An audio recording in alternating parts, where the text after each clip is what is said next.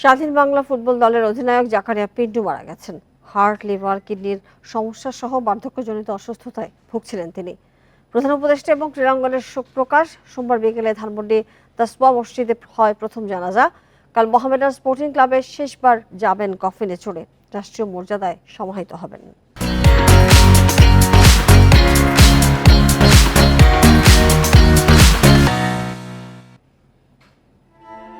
বাংলাদেশের ফুটবলে আরও এক নক্ষত্রের পতন।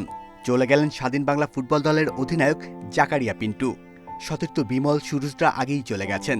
এবার পরপারে পাড়ি দিলেন কিংবদন্তি এই ফুটবলার। জীবনের শেষ কটা দিন ফুটবল অঙ্গনে দেখা যায়নি তাকে। ফোনেও পাওয়া যেত না, কথা বলতে পারতেন না সেভাবে। রোববার বুকে ব্যথা অনুভব করায় দ্রুত হাসপাতালে ভর্তি করা হয়। একদিনের ব্যবধানে 85 বছর বয়সে পৃথিবী থেকে বিদায় নেন এই কিংবদন্তি।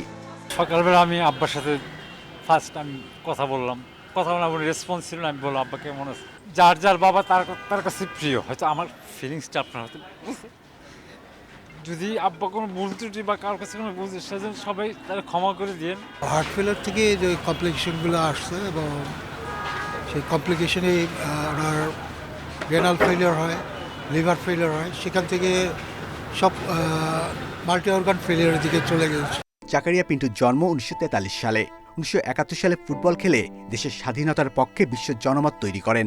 ঢাকা স্টেডিয়ামের সোনালী যুগের অন্যতম তারকা ছিলেন। 1972 থেকে টানা 14 বছর ছিলেন মোহামেডান স্পোর্টিংয়ের অধিনায়ক। তার বিদায়ে দেশের ক্রীড়াঙ্গনে নেমেছে শোকের ছায়া। উনি মোহামেডান ক্লাবের পরপর 8বার ক্যাপ্টেন ছিল এবং ওনার নামই ছিল ক্যাপ্টেন।